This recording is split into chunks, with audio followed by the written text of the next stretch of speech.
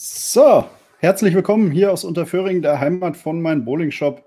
Und wie ich schon sehe, einige Leute sind wieder da und schauen uns schon zu und schreiben schon fleißig in den Chat. Wir haben heute zu Gast vierfacher PBA-Titelträger Marshall Kent. Hi Marshall. Hello. How are you doing? Good, how are you? Very good, very good. Just the whole Corona situation is a little bit weird. So Yeah. we are waiting for a couple of more guests, but you can tell us something. Where are you now? What are you doing at the moment? Did you play bowling since the shutdown, or what did you do?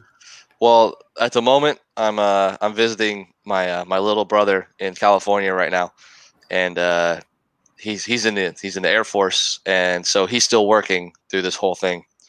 And on Monday, I'll go back to Vegas, and things are starting to seem a little more normal in Las Vegas because like restaurants are now open, and some smaller businesses are open also, and so it's cool to see because I'm really excited for things to get back to normal.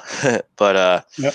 bowling centers are still closed, so I haven't thrown a bowling ball in in just over 2 months. So That's crazy. yeah, it's the longest break I've ever taken for sure. You never had so long break? No. The last time I had a long break was I think it was like 1 month after I hurt my thumb at the Euro Challenge one year. But, I remember you made the cut with two hands, right? Yeah, I did. Yep, that was that was the longest break I ever took because I let my thumb heal all the way, and but now I have 2 months off, so this is by far the longest I've ever taken away from bowling. Yeah, it can get crazy when you get back to the lanes, hurting in the muscles and everything. Oh, it's going to feel so weird, so awkward. Yeah, I can imagine. So you said you live in Vegas right now. Yes. So the city is actually, the casinos and hotels are shut down totally. I heard that the casinos will open soon, but isn't Vegas like a ghost city when there is no tourism and everything? You know, the like the Strip and Fremont Street, like the tourist areas are very like ghost town, yeah. But outside of that, there's actually a lot of people out and around, and it actually looks like a normal city. It's weird. Like I took a drive down Las Vegas Boulevard to like look at the casinos and stuff, and everything was just closed, shut down, nobody there. It was weird.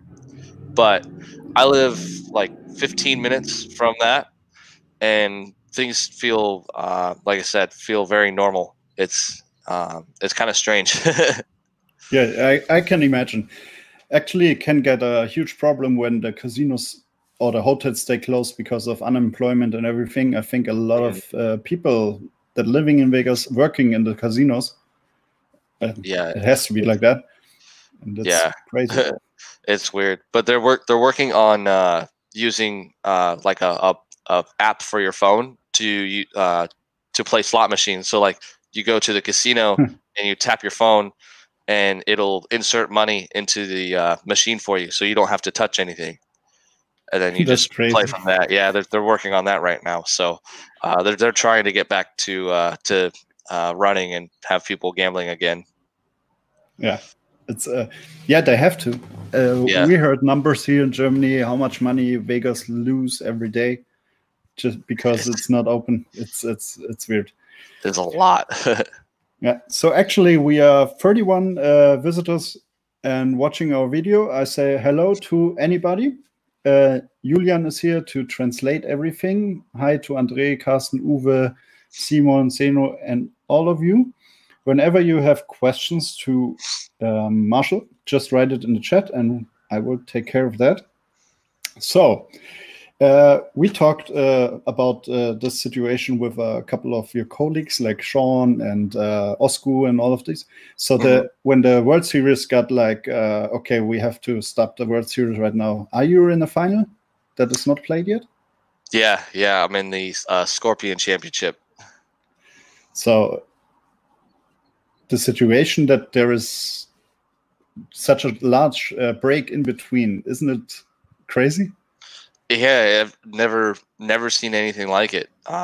It's going to be very interesting to get back because since the final is like best 3 out of 5, it's very possible to go meet somewhere to bowl a tournament and bowl 3 games and be done.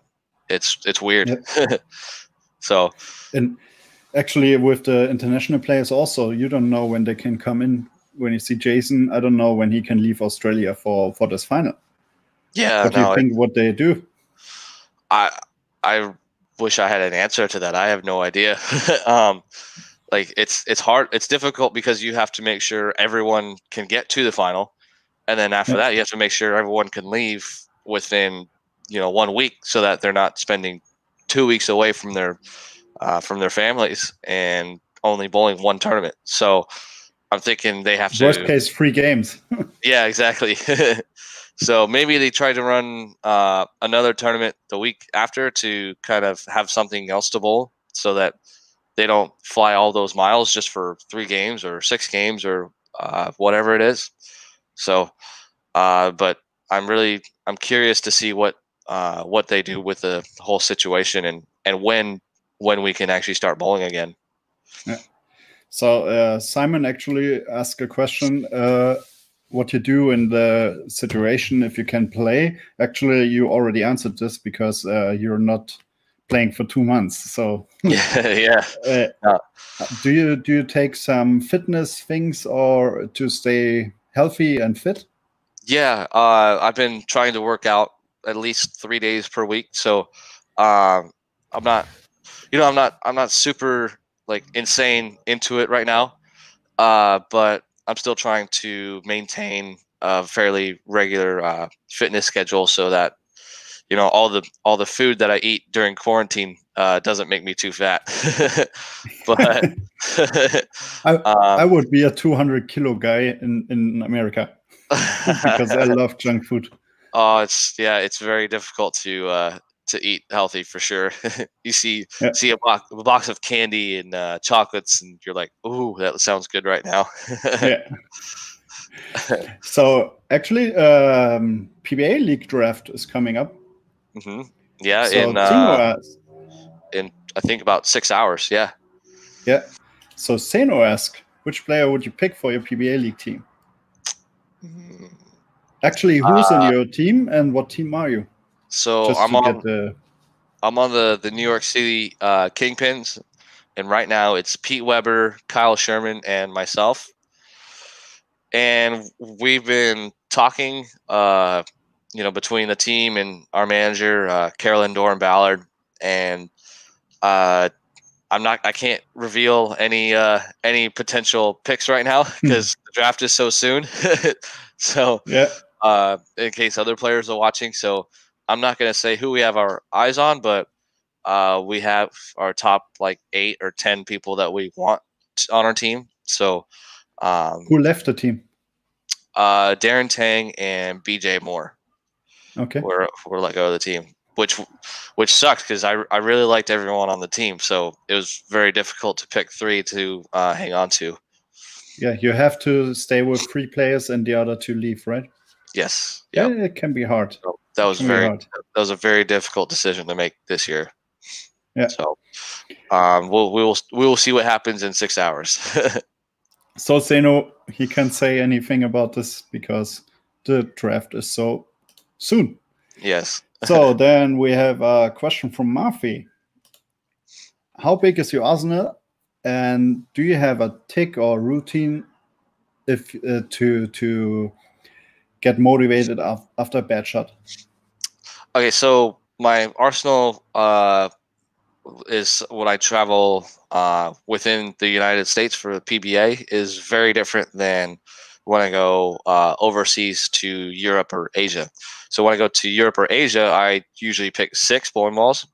One of them being a urethane ball because you can use that for a strike or a spare ball. And then depending on where I go, I try to pick either two strong reactive balls and 3 clean pearl reactive bowling balls, or the other way around. Or I'll pick three solid reactive balls and two pearl balls. It just depends on if I have bowled in the bowling center before, or if I've never bowled there, I'll probably bring like 3 pearl balls, just because you can use surface and get bowling balls hooked sooner. It's much more difficult to take a strong ball and make it cleaner and go longer down lane. So that's kind of the basic arsenal for going overseas is a urethane ball, 2 solid reactives, and 3 pearl reactive balls. But traveling for the PBA, I have about 45 bowling balls, so that's pretty easy to pick from. Okay. So like I said, it just depends. And then after a bad shot, I'll do what's called a physical reset. So I'll untie my shoe and retie it, and then I'll take a deep breath. I'll say reset, and then move on to the next shot. So that's what I'll do. That's cool. So actually, I go back in your career, and it started a little weird because you were in the TV final, and you were amateur in the PBA TV final, right? Twice, yes. And you also won the 2014 Euro Challenge. That could be your first PBA title, but it wasn't because you were amateur. How does it come to this situation, and why is it that way? Or why was it that way? It's just a rule that the PBA had for a long time now. They just said if an amateur wins a professional event, they don't recognize it as an official PBA title.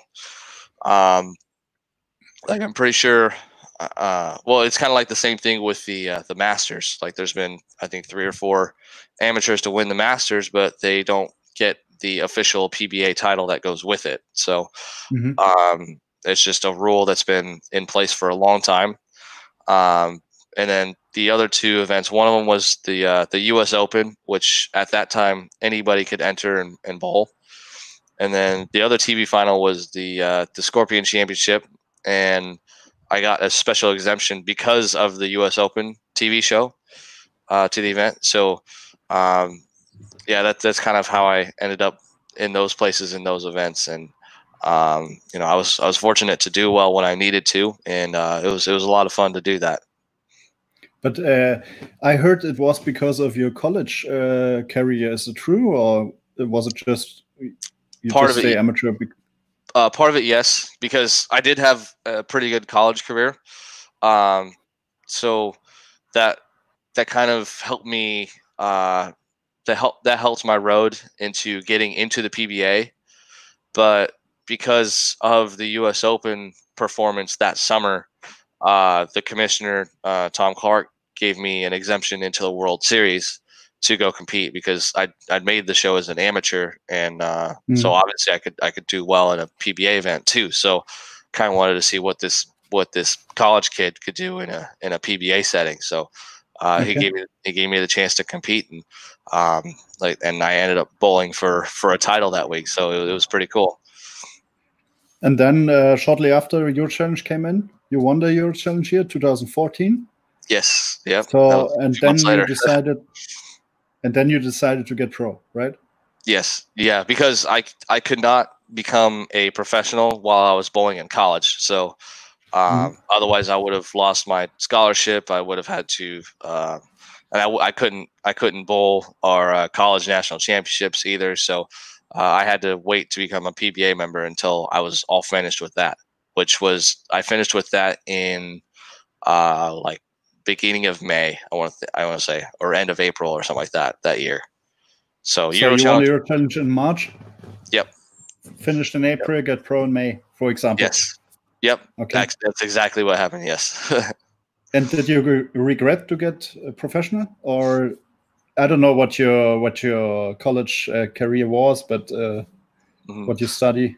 Or... Well, I studied business management, and as soon as I was done with my final class of the year, I bought my PBA card. So it worked out perfect, and I was not going to bowl. I was not going to go to school any longer. Like once I was finished, I was done. So and I knew the PBA was something I wanted to try for a while, and so it was a decision I had in my head for probably at least 2 years before that happened. So, it was the decision I went with, and I knew there was no other decision I can think of to make. So, I'm very happy with how things worked out. Yeah, and then you had a really successful year, 2017, I think, with 2 titles, right? Yes, and then. You got your Rookie of the Year in 2015, I think, also in your first year. I think it was 2014 or 15. Yeah, 14. Yeah, yep, 14. And so it's a really good success in this short time period when you see other players who playing like 10 years with no title and everything. When you see Brett, Brett Miller, he's competing for, I don't know, 10 years with really no chance. He is now, the last 2 years he get really good. And yeah, there's like a transition and kind of like a learning curve when you get to the PBA, because there's a lot of things very different with just with everything with the PBA, like how you play the lanes and how you approach things mentally, and how like the long formats. Like it's actually kind of fun to compete in overseas events and then go to a PBA event, because you have your short format with the 6 games qualifying block, and then the 6-game finals with scores drop, and then 6 games and then scores drop, versus 56 games in 1 week where every game counts. So it's fun because you have to approach those events so differently that it's actually kind of fun to watch and be a part of. So, but there is definitely a lot longer. It takes a lot longer to figure out how to compete in those very long formats, because you don't want to bowl 150 in game 5 of the tournament and then get upset. Like you just can't do that, because you have 51 more games to go. So, it takes a while to learn that, but once people start to kind of figure it out mentally, it becomes a little bit easier. But you're still bowling against professionals, so it's always going to be difficult. Yeah, the competition is crazy. It's really crazy. Yeah, so it is. Seno has a question. He asked, do you think Storm Roto staffers will be able to throw 900 global stuff soon? I wish I could answer that, but I really don't know. I don't know the answer to that. I think a lot of us hope so, because it'll add more options for bowling balls that we might need when we compete. I mean, I would like to. I would like to be able to throw all 3. But the honest answer is I really don't know. I just don't know. Okay. I was going to say, I think Storm and Rotogrip started the same way too. Like, Rotogrip became a part of the Storm family, and when they first came part of the family, Storm and Rotogrip were treated separately, and then now we get to throw both.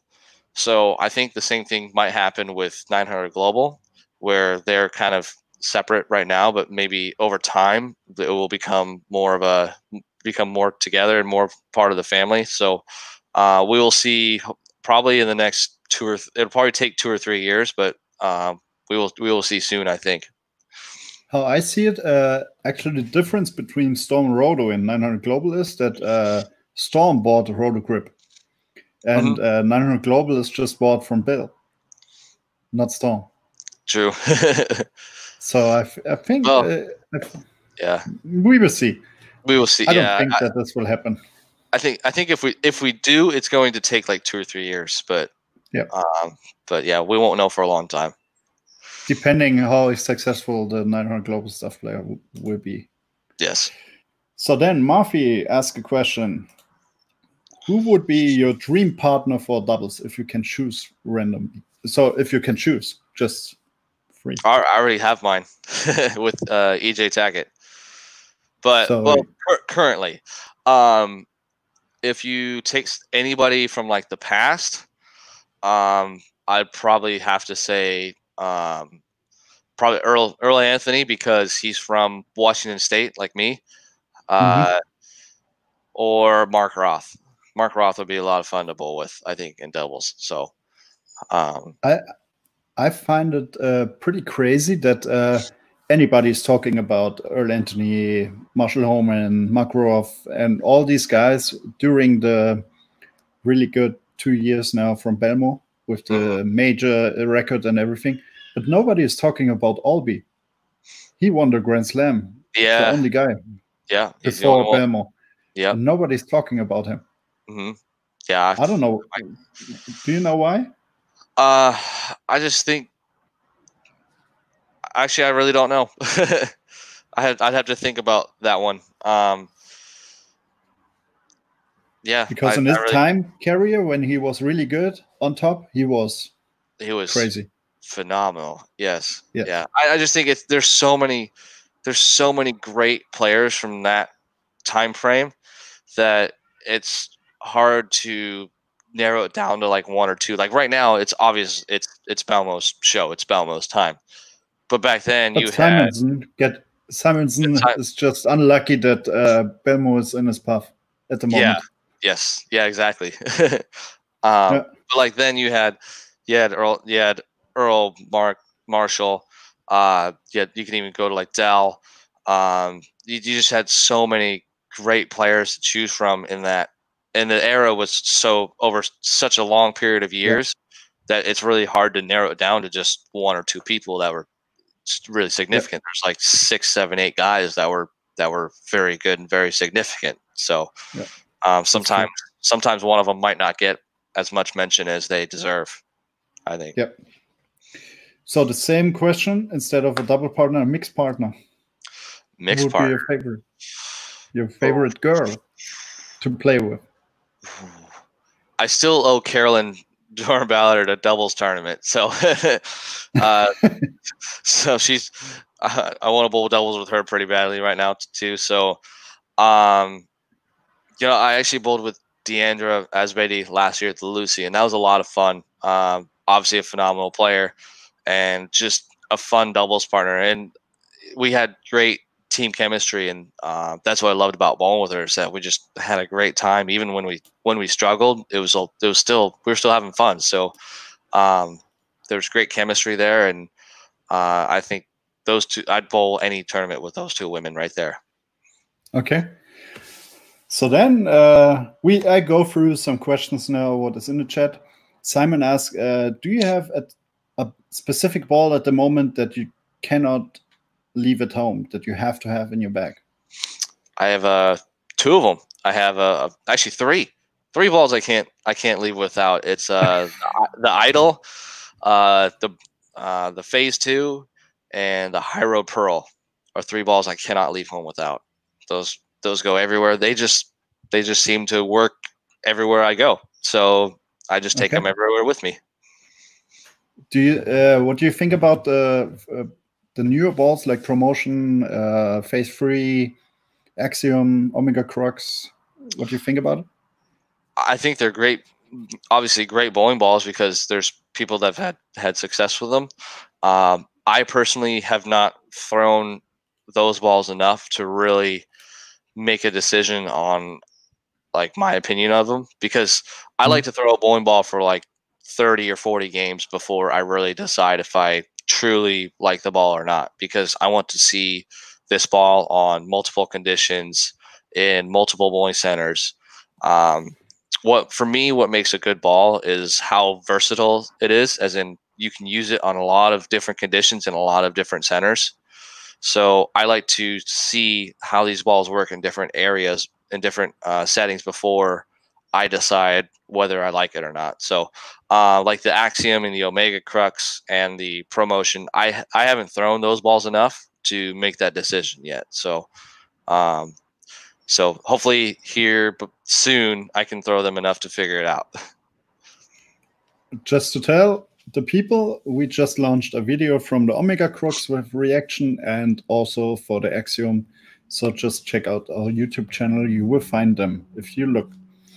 So then Murphy says to all the viewers, liking would be very good. Yes, just like the video if you enjoy it. And this will help us a lot for the YouTube algorithm. Sebastian asked, what do you say about your TV show performance in the last months? Unlucky. Obviously I can improve a little bit, but I just need some things to go my way. And it's coming, and I think very soon I'll be winning a lot. So you know, it's tough when you bowl bad and lose, but you also bowl good and still lose. So you know, there's been a lot of matches where I've had a chance to win in the last 2 or 3 frames, and I'll leave like a 10 pin or a 9 pin or a 7-10 that kind of ruined my chances. So that's I feel like I throw it really good when I need to, but I just need some pins to start falling my way. And like I obviously there's room for improvement in some areas as well, but I feel like for the most part I've had a lot of great shows where I don't have things go my way. Yeah, every time I see you actually, and this is positive, your game changed, and you get better and better and better. You're one of the not so many pros that working a lot on technique and everything. So you're changing and evolve over time a lot. Yeah. Every time I see you. I try. So actually I come back to the Euro Challenge 2014. Oh no, when you hurt your thumb. Actually, you hurt in a Euro Challenge a couple of years ago, you hurt your thumb here. So you made the cut with 2 hands. Yeah. So, do you ever imagine to play 2-handed? I've thought about it a lot. The problem is I don't know when I would use it versus one hand, because it would be different if I didn't have a high rev rate with one hand. Actually, I think my rev rate is higher with one hand than it is with 2. But okay. I just don't know when there would be a time I would use 2 hands over using one hand, because I can play straight with one hand. I can loft the left gutter well with one hand. So I don't ever feel like I need to go to 2 hands. So, but I have thought about it a lot, and I still practice it too on occasion. So, like I said, I just don't know when I'd use it. So, was the Euro Challenge the first tournament you played 2-hand? Yes, yeah, first official tournament I've done it. Yeah, crazy. So Marcel is here. Hi. Then 2-hand bowler Robbins ask a question. What kind of music you hear before you go on lanes? Something with a really good beat to it, really good tempo, like EDM music, or something that's really has a good beat to it, Okay. And what I'll do is I will listen to one song over and over and over again, like on repeat. And when I start to get into trouble, I'll play that song in my head, and it will distract me from everything bad that's going on. So that's what I like to do. Okay. Then Alex asked, do you plan to come back to Germany? Yes, I'd like to come back as soon as possible. I love going to Germany. Yeah, you just want the international balls we have. That too. Yes. Yes. How do you think about this international balls? Is it why they do that? And because in the States it's pretty tough to get them, but there is demand. Why do you think they do this? I think marketing strategy has a lot to do with it. It's different overseas versus in the US. I'm pretty sure if I remember right, I had a conversation in Asia. They have this thing where they don't like to have the same ball as somebody else. So they will come out with a new ball every single month, and it might be pretty similar, but it'll be under a different name with a different color, just so that they have enough bowling balls to where they don't feel like they have the same ball as somebody else. I mean, I don't know how true that is, but that's what I heard. Yeah, I think a lot of it has to just do with marketing strategy and stuff like that. So, but a lot of them that come out are pretty cool though. So they also have balls and cores and cover combinations that are never released in the line. Yeah, and it makes us in the US very jealous. Yeah, I can imagine. And prices are like this, especially in the US. Yeah, that too. So Alter Schwede says, since he doesn't listen to Eure before bowling. No. I don't know what I don't know what that is, to be honest. Yeah, me too. So that's good. We both don't know. I don't know. I'm gonna have to look that up. Yeah. So actually, I will put now some questions in between now. I ask every guest the same 10 questions, and let's see what you said. It's just quick ones. So what's your favorite food? Sushi. Your favorite beverage? Ice cold beer. German beer. Yes. I saw you. Yep. Isn't it bad that the Oktoberfest is canceled this year? Oh no. Yeah, they canceled it. That sucks. Your biggest win? 2017 Oklahoma Open, I think. Your biggest fail? Biggest fail? I don't know. I don't really think I fail. I just think I learn. You know. So I really, even though I don't win, I don't consider it failure. I consider it learning. Yeah. If you had $1 billion, what would you do? I would find a way to turn that into $2 billion. Okay. Your idol in the youth? In the youth? Oh, yeah. I was just talking about this the other day. I loved watching Andrew Koff bowl. He was my idol as a youth, my youth player idol. And then when I was a youth growing up, my idols were Chris Barnes and Tommy Jones. And your idol now? I don't have one. Okay. Because most of my idols are my rivals right now. Like I compete against them, so I don't see them as idols anymore. I found it fascinating with Barnes and Rash. No, Barnes said his biggest idol now is Belmo. I found it interesting. A lot of people probably say the same thing. Yeah. Your biggest supporter? My family, for sure. Your best buddy on tour? My best buddy on tour, my roommate AJ Johnson, and my drinking buddies EJ Tackett and Ronnie Russell. Okay. Ronnie is a really nice guy. Yes. I love him. Your favorite sport beside bowling? Golf.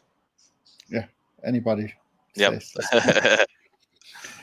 And what would you do different if you could start your bowling career again?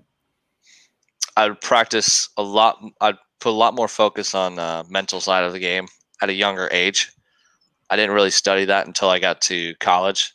So I would definitely study it way more as a younger youth player than I did before. So yeah, that's probably about the only thing I would change. Okay.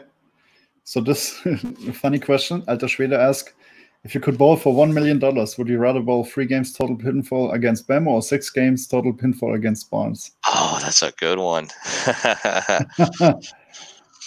Oh, I'm gonna have to go to the 6th game against Barnes. I feel like I think my odds are better than that one. I don't know. Do I get to pick the pattern?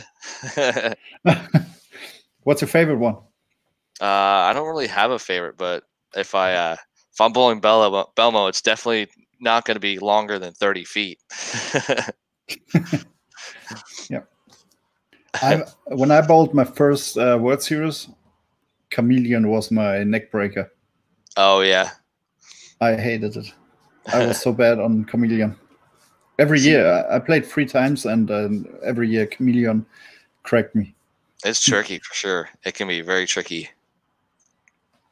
So let's tell the people. I will say something in German right now. Okay. Ja, liebe Leute, wenn euch unser Stream hier gefällt, könnt ihr gerne ein Like da lassen, abonnieren, nicht vergessen, natürlich. Und wenn ihr danach einen Kommentar unter das Video schreibt, hilft uns das sehr, um besser gefunden zu werden, damit auch andere Bowlingspieler dieses Video sehen können. Und wenn ihr Fragen habt, bitte einfach in den Chat mit reinschreiben an Marshall. Jetzt habt ihr die Chance, Marshall Fragen zu stellen. Ja, so I just tell the people if they like the stream, they can like it and subscribe to the channel, and this will help us with the YouTube algorithm that other bowlers can find this video and see what you want. And if they have questions to you, they can ask it now. So, how often do you practice when you are in schedule or preparing for a tournament? How often do you go in the lanes, or how many games? Or I never practice for more than I try to never practice for more than 1 hour each time. So sometimes I'll do if I'm bowling preparing for a tournament, I'll do 5 days a week. I'll do 2 times per day for 1 hour each time, because I do 1 hour because after that you kind of lose focus and then you are not as productive. So I'd rather spend less time and be more focused than try to bowl for 3 or 4 hours in a row. So I felt like that was much more productive than trying to bowl all day and fix something. So if I feel like I had a bad practice session in the morning, I'll just finish at 1 hour, and then I'll come back later in the day and then bowl for an hour again and really stay focused in that 1 hour. What are actually the open? So in Vegas, actually, there are 24 hours, right? Is it normal in the States to have 24 hours bowling centers? No, just in Vegas. It seems like there's some places across the U.S. like I know there's like 1 or 2 centers in Washington that were 24 hours, but not very many. It's not like Las Vegas though, but everything in Vegas is 24 hours. So, but so it's pretty good as a bowler to practice in Vegas. Yes, yeah, you can go practice at 2 a.m., 3 a.m. and get some good practice in. Where do you practice in Vegas? I practiced at this place called GameWorks. It's owned by Don Smale, who's been a really good friend of Darren Tang and I, and a few other PBA bowlers as well. But he lets us come in and practice and bowl on different oil patterns. He'll put out oil patterns for us, and so he'll let us practice there whenever we want. So he's been very good at helping us out there. Okay. So that's shout out to him. That's our number 1 spot in Vegas right now. Okay. Then Alex asked, do you have a tip for youth players? How to, if they want to get, for example, they are like 10, 12, 14 years old and they want to get pros, what to do? Well, I had a couple of tips, I guess. One is really work on this part between the ears, work on the mental game a lot, because the sport is 80% mental, probably more than that, probably more like 85% mental. The other one is a saying that has stuck with me for a while. It's the phrase goes, keep your eyes on the prize, but don't lose sight of the experience.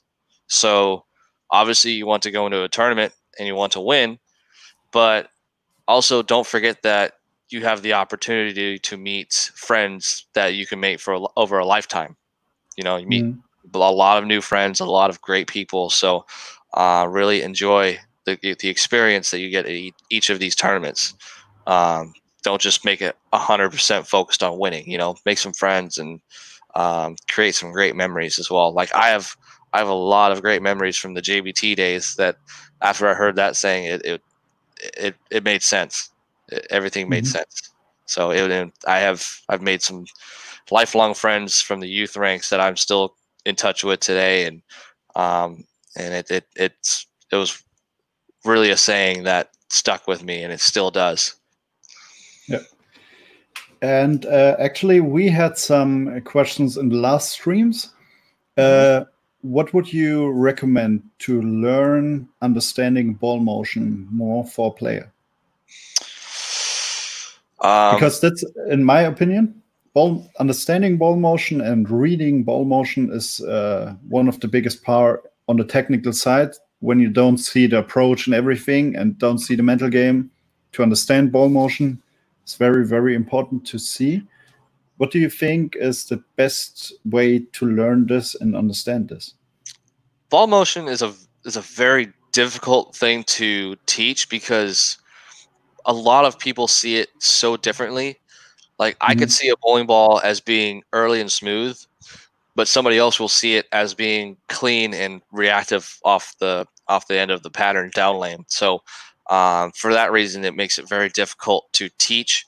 But I think one way to maybe understand it better for yourself is to watch the ball motion from different angles of the lane. So like, obviously watch from the back of the approach, watch from the foul line, watch from, like, you can watch somebody else bowl too. Watch from like up above, like at Dream Bowl where you have the second level, watch from up there, watch from the other side of from the pins backwards.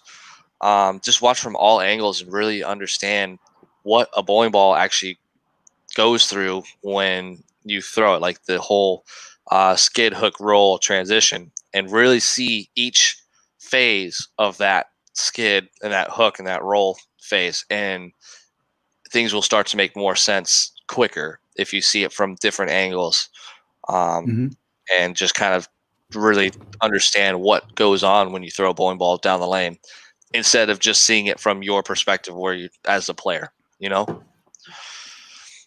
But when I'm just, for example, a guy who plays for 5 years, how to understand it? How do the people ask me also as a pro shop, okay, how you see the ball like rolly, as you said, rolly or really clean? How can the player understand what he needs and what is good in this time? It's difficult. It's probably one of the most difficult things to teach, because a lot of it comes from experience, and you can't teach experience. So, but I think another way to learn it quicker is maybe play with surfaces as well. Change your surfaces and see how that affects the motion of the ball, and then see how that changes how the ball goes through the pins. And I guess the number one thing to pay attention, or one of the number one things to pay attention to when you're trying to learn what the right motion is for a ball, is pay attention to how it leaves, how it exits the pin deck. So if the ball goes through the pins and it leaves the pin deck between the 8 and the 9, then you have proper ball motion. Whereas if it leaves it like on the 9-pin side, then your ball is losing too much energy too soon. And if it leaves it on the 8-pin side, your ball is storing too much energy for too long and creating too much angle. So pay attention to that area between the 8 and the 9-pin, and everything will start to make more sense as you see it. But like I said, it's very difficult to teach because it takes a lot of experience to fully understand. And honestly, a lot of us are still trying to learn it. So it's very difficult. It's often a lot of feeling thing. Yeah. When you release the ball, okay, this will be a 10-pin. You know it. It's crazy. So two-hand bowler Robin asked, what was your first bowling ball? It was, and when? I think it was an 8-pound Brunswick target zone, I think, back in, I want to say like 1997, 98. I think I was like 5 or 6 years old. Yeah, I think I was like 5 or 6 years old when I got my first bowling ball. And then my first reactive ball was a Columbia 300 Shadow. It was 10 pounds, and it was the ball I used to bowl my first 200 with. And I think I was like 9, something like that. How did you come to bowling? So my parents owned a bowling center for 27 years. they bought it before I was born, and it was kind of like my daycare when I was growing up. So I would spend all day there and just go bowling all day, every day. And then at the end of the day, they'd drag me off the lanes. I'd be crying, kicking, screaming because I didn't want to stop. And I would come back the next day and do it all over again. And that's kind of how I started. And then it just grew from there. Yeah. Especially in the beginning, you get really like a junkie. Yeah. In bowling. It's like a drug. It is. It was. Yeah, so, exactly. Yeah. Natalie asks, how do you focus on the lane and how don't you distract from other things? So there's I call it the magic line. There's a magic line at the back of the approach. And from that line forward, everything is about the shot you're about to make. It's about, your strike shot or you're making this spare. From that part of the line backwards, you can do whatever you want. You can tell jokes. You can go talk with friends. You can go listen to music, do whatever you want. But once you step over that line, everything becomes about that shot. And so it really helps me not put too much focus onto one block, because I think about each individual shot that way. So I don't think about like, oh, my block is going to like it's falling apart or anything like that. I just really focus on that one shot that I'm about to make. And then once I get off that approach, I'll just go do whatever I want, and then worry about the next shot. Worry about the next shot when it comes. So, yeah. Now we have Sebastian. How was the double final a few years later against the same opponent again? I think it was the home and rough double, right? Yes. Yep.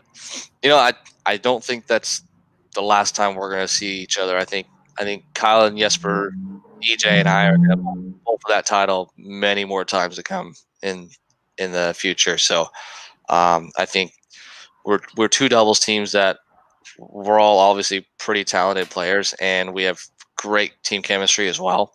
And that's kind of the combination that you need in that event to bowl well. And so I think our two teams are going to bowl for that title many more times. So I'm excited to see what happens in the future. This can happen. Yes. there are not a lot of this good doubles in the field. Yeah. Because you and EJ are both, in my opinion, future Hall of Famers. The same for Kyle and Jesper. I think you're all young.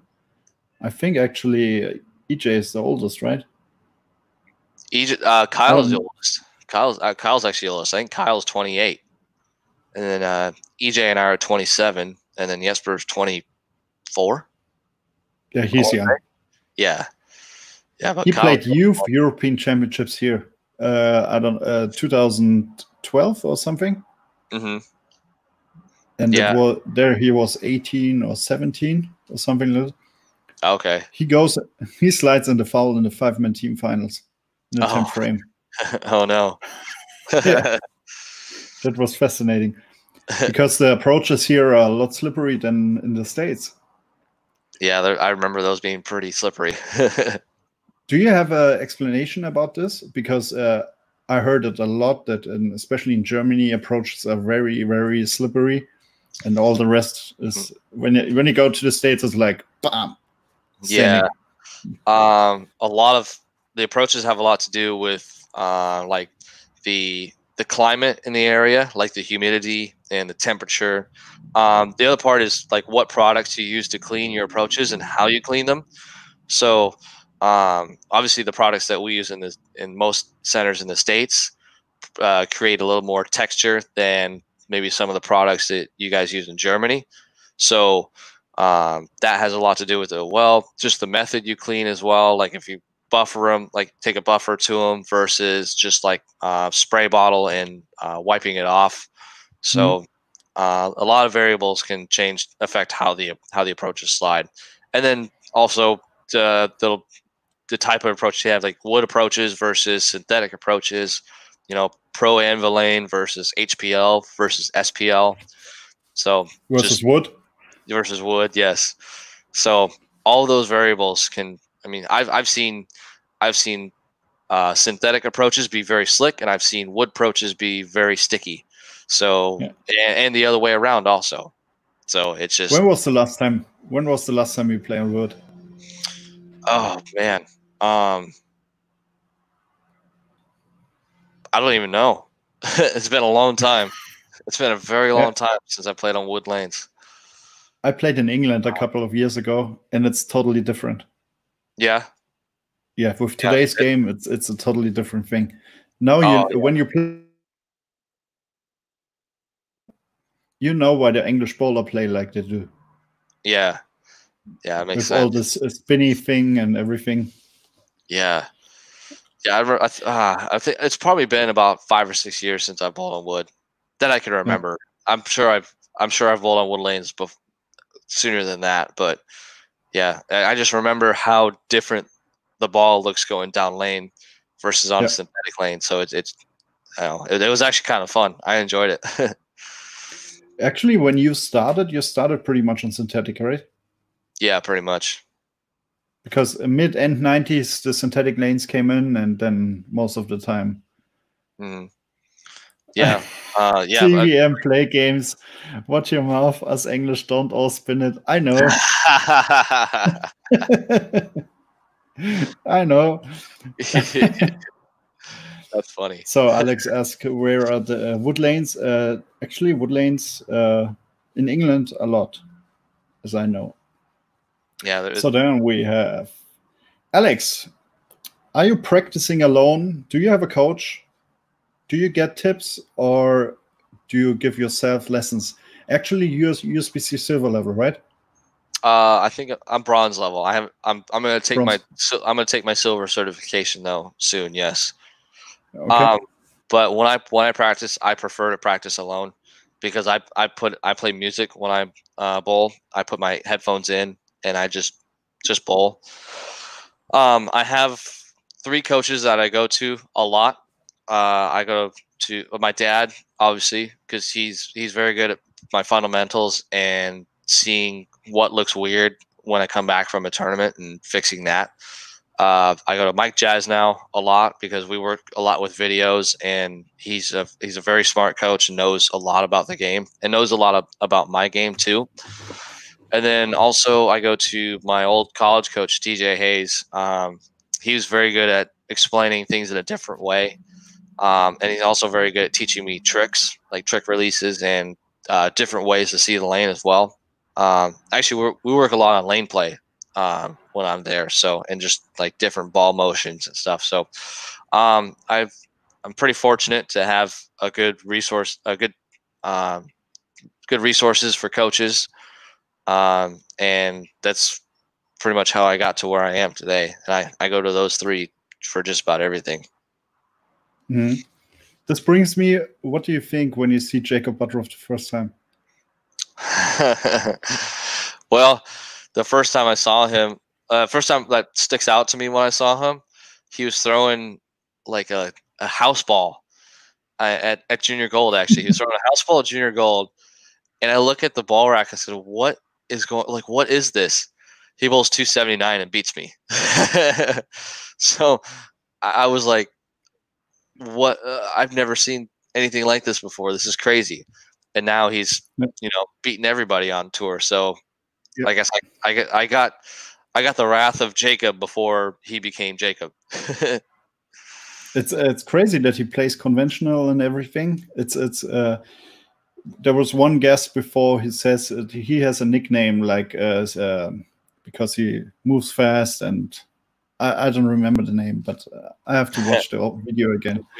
We call him Waddle Run Crank Smash. Yes, that was it. That was it. Yep. So then, Alter Schwede asked another question. Norman Duke seems to pick bowlers nobody would have thought during the PBA League Draft. Who do you think is going to be Duke's pick nobody would have thought about this year? Oh, that's a really good question. Yeah, he's kind of notorious for that, isn't he? But You know, he was picking Brad Miller last year, right? Yeah, he picked Brad Miller last year. Yeah. I wonder if he's going to go after Nick Tate, because Nick seems to be kind of an underrated bowler that is starting to have a lot of success on tour. Like he's making runs at shows, and not many people are seeing that. Like I've seen it because I mean, obviously I'm there, but and he's a friend of mine. But he's making match plays and he's making runs for shows, and he actually just recently made a show. So I think he's a very talented, very underrated player that he could be on Norm's radar. I wish I could give a better answer than that, or a more detailed answer than that, but I really don't know because I don't know what's going through Norm's head because he's crazy. It's all about because he's also part of the house, I think. Yeah, Nick. Yeah, Nick is part of the house. So, Pecky and everything. What do you think about this? What Brad and Kyle did and do? I think it's phenomenal. I think it's incredible. They do something nobody did before.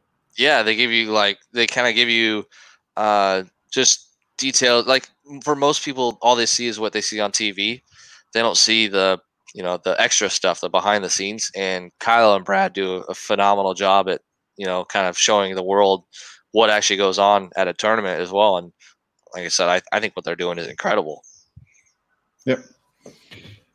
Mafi just say thank you for this interview, and he sees that you are really natural. You stayed natural and not only for business. Same what I say. It's phenomenal. I try. I like being me, so I don't want to be anybody else. Yeah. Sebastian asked, how about your family? What are your plans? Kids, wife? At some point, I don't know.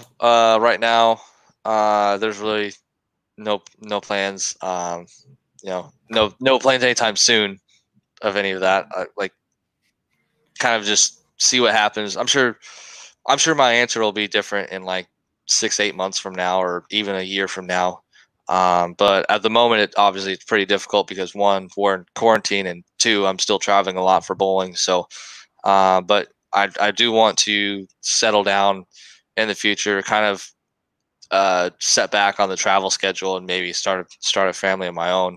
It would be really cool to do. So, I think that might be coming sooner than I think, but I mean, I don't know. So there's no timeline really. It's just travel and bowl and have fun while I do it for now. So that's true. TBN Play Games ask, lofting the ball, Marshall. You're known for it. How far is too far to loft it? When I start losing control of where the ball lands, I don't know, because I've thrown it pretty far and struck quite a bit a few times. So it starts becoming too far when I feel like I'm just trying to throw it down lane and have no control over where it's going. But I haven't gotten to that point very often. So it's hard to say how far too far is yet. So what would you say when a guy comes in and said, okay, I want to learn to loft it? How would you recommend to learn it? Do it with the knees, do it with the hand, or with the shoulder, or how to do it? Everybody seems to want to do it differently. For me, what works is I try to use my legs more, like build my energy from the ground up with my lower body. Because if I start throwing the ball with my shoulder or with my arm, that will cause a loss of accuracy for me.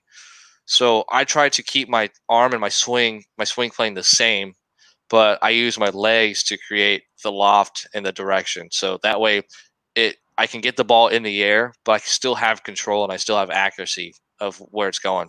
So like I said, I build my energy from the ground up when I loft. Okay. And now I think this is a big question. What do you think does the whole Corona situation, the whole quarantine thing impacts bowling business-wise? sport-wise, and also for the centers and also for the pro shops? And what do you think? What happens afterwards? It's obviously going to be very difficult. I think the business side is taking the biggest hit, obviously, because bowling centers aren't really built on huge profit margins. A lot of centers run at 100% capacity and are just barely getting by. So I think there's going to be a lot of bowling centers that don't reopen after this, unfortunately, because it is a very difficult business. I think the sports side is still going to be there no matter what. As long as there's bowling centers, I don't think the sports side of it is going to go away. But obviously it's going to be difficult on like the smaller centers, like the little 8-12 lane centers that are in small towns. Like I said, that are just barely making ends meet. And so I feel for them, because obviously coming from the bowling center side, like I kind of see what my parents went through trying to run our center, and it's extremely difficult business to be in. So so hopefully the governments are helping out with the smaller businesses with like grants and loans and stuff like that to make sure that they open back up and stay open. But I wish I don't really know enough information on people's business situations to really make a true educated answer for that. But that's about the best answer I could give. Is just I think some centers are going to struggle to reopen. Some centers are gonna close forever. But I think the sport side, like the PBA and everything, is still gonna resume as normal, because as long as there's bowling centers to bowl at, you can't take the sports side away from us, because we'll find a way to get back to competing. We'll get back to running tournaments and stuff. But yeah, so I'm curious to see what happens in September, October, when things start opening up more, and I think we'll know how as a sport we're going to go forward from that point on. Yeah, like September, October. It's crazy. When all this started in March, anybody was talking, okay, when this opens up in April, maybe May. Now we are talking about September, October. It's crazy. Oh, I know. It's crazy. You never saw it coming. Yeah. Nobody imagined this 4 months ago. Yeah. Actually, when Martin decided to cancel the Euro Challenge or postpone the Euro Challenge, many people say, "You're crazy. Why do you do this?" And imagine if we would start the tournament on the 12th, and on the 15th, the lockdown in Germany came in. This would be a catastrophic thing. TBM says, my father's trust center was one of only 2 businesses in the town to get a grant from the government. Without it, we definitely wouldn't open the meet. Yeah. Yeah, it's like I said, it's a very difficult business to be in, and I hope the governments have money for grants for bowling centers and other businesses that barely make enough to pay the bills, and hopefully we'll have a lot more bowling centers still open than we think, and we'll be able to resume as a sport pretty normally. Do you see any problems in the pro shop business? Pro shops, yeah, obviously. I mean, they're kind of in the same situation. It's a very difficult business to be in.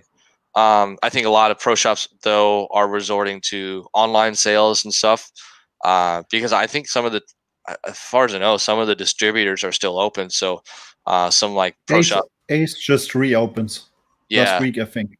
Yeah. Yep. So they reopened. So I think pro shops are resorting to like online business now, and they can find a way to still be like a non-contact business, do like non-contact sales. So I don't think they're going to struggle as much as the centers, but it's still going to be very difficult to keep running.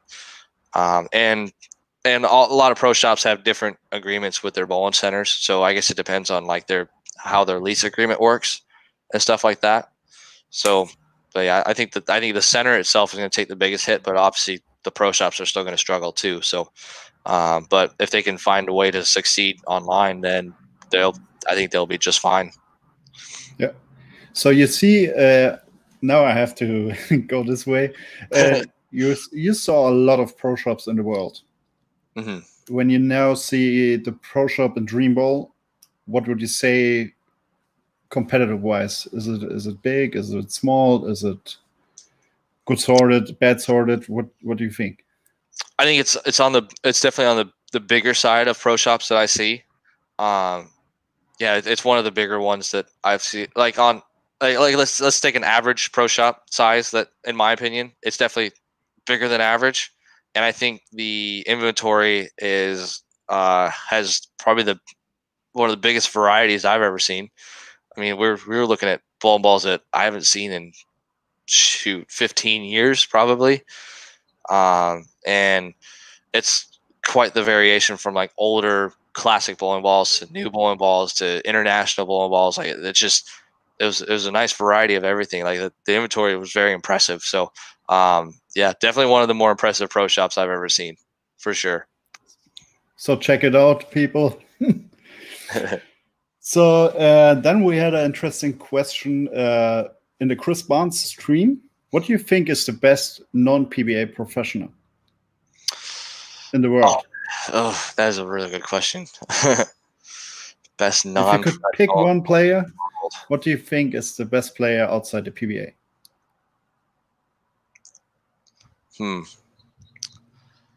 I'd have to say one name that comes to mind is John Janowitz, for sure. You know, a lot of Team USA experience, a lot of international experience, and he's won all over the world. Tim Mack, obviously. You know, he didn't really bowl much in the PBA, but obviously his ventures overseas have made a huge impact on how we play the game today. Probably the most significant of anyone. So, and all of his stories that he has from winning all these crazy sums of money overseas have always entertaining to listen to. So, yes, that's true. I'd have to say those two are way up there in my list of non-PBA members that are absolutely phenomenal, and they're still fun to watch today. Like I know they're not in their prime time. I didn't really get to see much of that, but man, it's still so much fun to watch them throw a bowling ball. That's for sure. When you see the Europeans or the Asian, is there somebody coming into your mind? It's hard to pick one of them because it seems like every time I go overseas, the general feel gets better and better. Like, should we go over to Asia and like all the national teams, like the Malaysians, the Singaporeans, the Koreans, like just every one of their countries, their talent pools are getting so much better so fast that it's quite incredible to watch. And even the same in the European zone too. Every time I go bowl a European event, it seems I see like 3 or 4 new faces that I don't normally see. I'm like, wow, they throw it really good. Like, and they're young too. So, it's just the talent pool is getting so big so fast. It's been actually it's just even in recent years too. Like just since I've been bowling, like the last 6-7 years since I've been bowling overseas, it seems like it's so much harder to win those events now because there's so many more players that have a legitimate chance to win. So, it's like I'm honestly terrible at remembering names that I've only seen like once or twice. So I've just always been bad at names. But if I saw their face and saw their games, like, oh yeah, I remember that guy. I remember that. Okay. I remember them. So, yeah, it's been quite incredible to see how talented these younger players are getting and how quick they're getting this good. So I'm really excited. It makes me really excited to see what's going to happen in the future. So, yeah, there's so much talent everywhere now. It's hard to pick 1 or 2 faces anymore. That's true. Alter Schwede asks, you're known for your versatility, but who's more versatile, you or Don Barrett? Oh, me, because I'm better at two-handed bowling. I win that one. That's a good one. That's a good one. So actually, we are pretty much done. We are 1 hour 10 minutes. Do you want to tell the people something? If I could speak German, I would, but I'll say it in English. Yes, you can. I just want to say thank you, everyone, for tuning in, and thank you for the great questions. These were actually some phenomenal questions that I'm going to use in the future too. So I just want to say thank you for the creativity, and I hope you guys learned something. Hope you had some fun, and I hope to meet you guys again in the future, and hopefully see you on another stream here soon. So, Marshall, thank you very much. All to the viewers, please leave a like, leave a comment if you can, subscribe to the channel, ring the bell that you get notified. And Marshall, thank you very much. And hopefully we see us soon in the stream or by phone, by WhatsApp, whatever. When you're back in Germany, just stay in touch, contact me, and we will figure something out. So thank you for the time. Absolutely. I really appreciate it. No problem. Thank you for having me, and I look forward to getting back on the lanes with you soon. So, yes, we will. Thank you very much. All right. Thank you. Bye-bye.